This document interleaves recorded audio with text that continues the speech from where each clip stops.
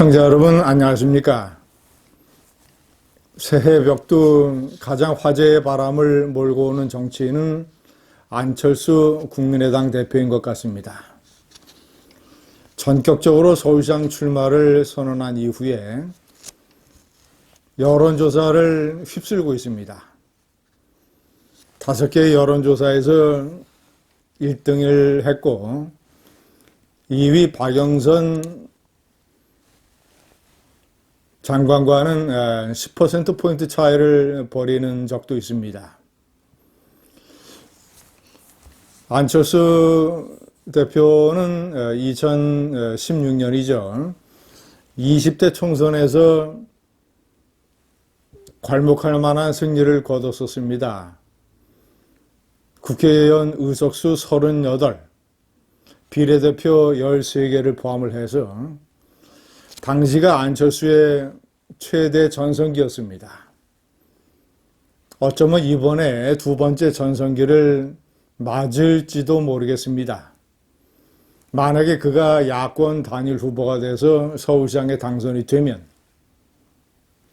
안철수 대표가 중앙일보 강찬호 논설위원과 인터뷰를 가졌습니다. 그런데 몇 가지 재미있는 내용이 있습니다. 제가 몇 배 정리를 해놨습니다. 첫 번째, 2016년 20대 총선 직전에 당시 국정원 댓글 사건 파동으로 여주지청장으로 좌천돼 있던 윤석열 검찰총장을 비례대표로 영입하려고 했다고 합니다. 그러니까 윤석열 검찰총장을 잘 아는 선배 정치인의 소개로 저녁 식사가 주선이 됐고 윤석열 검찰총장이 식사에 응했다고 합니다. 그래서 비례대표 영입을 제안을 했고, 물론 이제 안철수 대표의 마음속에는 1번은 여성이 하게 되니까 2번, 남성으로서의 1번, 당시 비례대표를 13명이나 국민의당이 당선시켰습니다. 그러니까 당연히 비례대표 1순위는 당연히 국회의원이 되는 것이죠. 그 부분을 이렇게 말했습니다.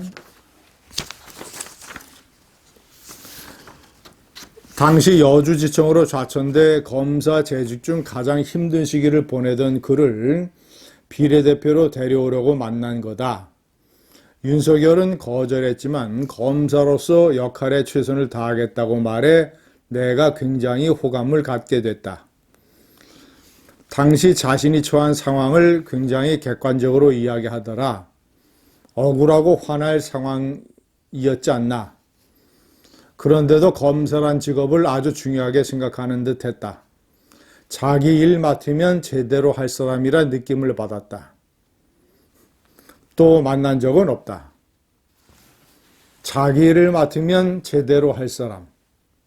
이것이 윤석열 검찰총장에 대한 평가입니다. 제가 두 번째에 일부러 문재인에 대한 평가를 명기를 해놨습니다. 일단 그가 한 얘기를 들어보시겠습니다. 세상을 완전히 선과 악으로만 보더라.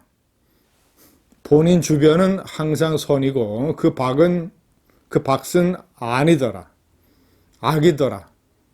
그래서 내가 당신 주변에도 반개혁적인 이가 있고 밖에도 개혁적인 이가 있다. 선악으로 가르지 말고 안팎의 개혁파를 모아 개혁을 추진하라고 조언했다. 문 대통령은 들을 때는 수긍한다. 그런데 실행이 안 된다. 왜 그리 도덕적 우월감에 사로잡혀 있는지 이해가 안 된다. 문 대통령과 주변 사람들의 판단 기준은 옳고 그름 대신 우리 편이냐 아니냐다. 도저히 설득해 바꿀 수가 없어 국민의당을 만든 것이다. 문재인을 잘 아는 사람들이 내리는 평가. 그러니까 문재인을 지지하는 사람이 아니라 문재인에 대해서 비판적이면서 문재인을 잘 아는 사람들이 내리는 평가와 거의 비슷합니다.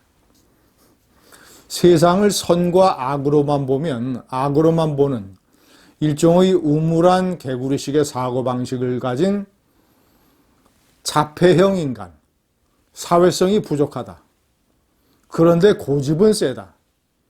고집은 노면보다도 훨씬 더 세다고 합니다. 가장 위험한 인물, 가장 위험한 조직의 보스, 가장 위험한 상사, 가장 위험한 지도자가 이런 사람입니다.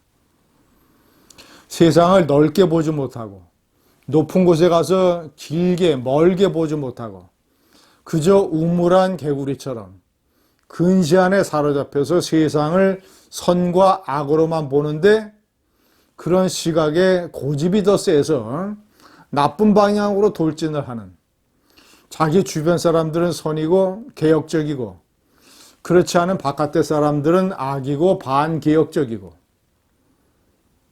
그러니 그런 사람이 대통령이 됐으니까 나라가 이렇게 망가지는 것 아니겠습니까? 아무리 설득을 해도, 그러니까 문재인과 협상을 하거나 문재인과 대화를 하는 상대편은 다 그렇게 얘기하지 않습니까? 말할 때는 듣는 것처럼 합의하는 것처럼 해놓고 나중에는 다 바꿔버린다고.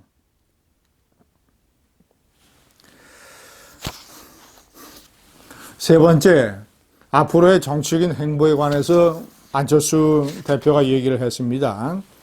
국민의힘에 입당하지 않는 이유를 한번 들어보시겠습니다.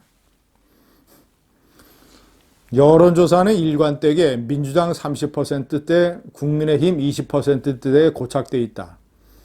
5% 선의 열린민주당 지지율도 간과하면 안 된다. 민주당에 더하면 40%다.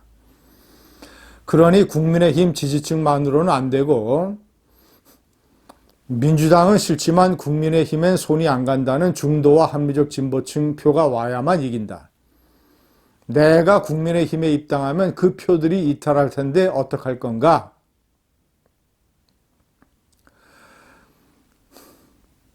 자, 박원순이 서울시장 될 때의 사례를 들었습니다.